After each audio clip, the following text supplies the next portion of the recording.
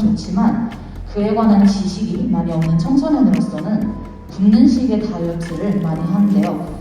그러다 보니 건강도 안 좋아지고 살도 빠지다 안 빠지다 하게 됩니다. 높은 칼로리가 안 좋은 건 맞지만 칼로리 자체는 신체 활동을 위해서 필요한 것이 칼로리인데 칼로리가 높다고 음식을 먹지 않고 운동을 하지 않으려 하는 굶는 식의 다이어트만을 해서 건강이 오히려 더 안 좋아지는 것 같습니다. 그래서 저는 선생님들이나 어른분들이 청소년 때는 다이어트 안 해도 돼, 살은 다 나중에 키로 가라는 그런 말보다는 올바른 식생활을 통한 건강한 다이어트를 하면 그 방법에 대해 알려주면 어떨까 생각을 해봅니다. 식생활 교육이라는 프로그램이 있어요.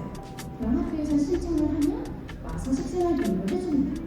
한 시간은 이제 전반적인 식생활에 대한 이론에 대한 교육이 들어가고요. 두 번째 시간에는 실습. 그래서 이 시간은 아이들이 되게 재미있어 합니다.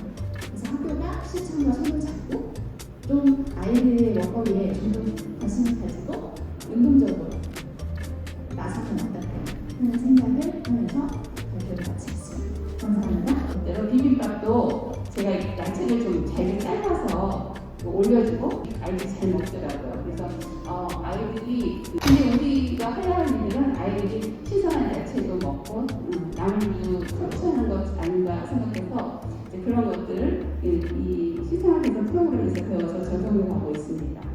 저희에게는 아주 유익하고 또 맛있고 또 즐겁게 참여하는 시간이었습니다. 이 프로그램이 좀 더 지속적으로 진행되어지고 아이들 저희 기관만이 아니라 다른 그런 영시설의 아이들도 참여한다면 건강한 먹거리를 선택하고 또 그것들 실은 지금 학생들이 본인 식생활에 대한 선택권과 주도권을 제대로 갖고 있지 않기 때문에 실은 어른들이 더 잘 알고 있어야 하는 거잖아요. 그래서 저는 학생들 교육과 함께 학부모와 그다음에 교사들도 같이 청소년 식생활에 대한 교육을 받아야 되지 않을까라는 생각을 했습니다. 그 기후변화가 가져온 오늘의 현실 이런 것들이 이제 점점 먹을거리에 대해서 저희가 이제 위기에 직면하게 될 것 같아요. 먹는다는 것의 의미 그리고 먹는다는 것과 세상의 여러 문제들이 연결되어 있다는 것에 대한 가치와 철학에 대한 접근이 필요합니다. 식탁에서 함께 이야기를 나누는 것 그리고 함께 살아가는 것에 대해서 생각하지 않으면 안 되는 시대가 이미 도래했어요. 사람들이 이런 시각에서 인지하고 그 먹는다는 것과 연결지어서 그 생각한다면 앞으로 조금 더 지속가능한 세상을 만드는 위해 좀 힘이 생겨나지 않을까 그런 생각이 듭니다. 그래서 이정희 선생님의 소감 한 말씀 부탁드릴게요. 이렇게 청소년 식생활에 대해서 관심이 있었지만 이렇게 정리를 해본 적은 없었거든요. 근데 이번 기회를 통해서 제가 어떻게 생각하고 있고 앞으로는 어떻게 행동해야 되는지를 알 수 있어서 뜻깊은 시간이었습니다. 감사합니다.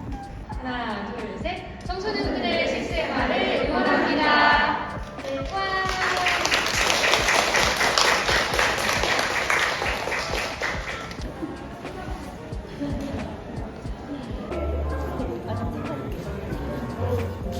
이 먹거리 취약계층을 대상으로 하는 식생활 교육은 영양이나 건강한 식생활 그리고 국내 농산물 등을 활용해서 이 건강한 식품 선택을 할 수 있는 방향으로 유도하는 것이 더욱 좀 중요한 부분이다 라는 풍비 지출액이 부족할 수밖에 없습니다. 아까 말씀드렸던 것처럼 다른 고정비성 지출에 밀립니다.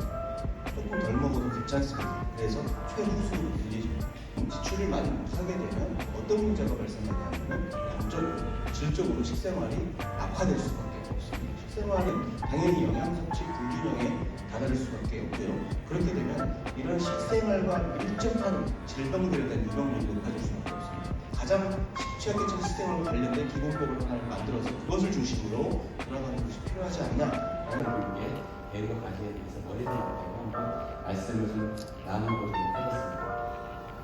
처럼 이것이 진전되고 활로를 열어가지 못하는 답답함을 느낄 수밖에 없다. 정책의 영역에서 그런 의미에서 우리가 동원할 수 있는 수단이 강한 수단 또 유연한 수단을 끊임없이 우리가 선택할 수밖에 없다는 점을 말씀드릴 수밖에 없겠습니다.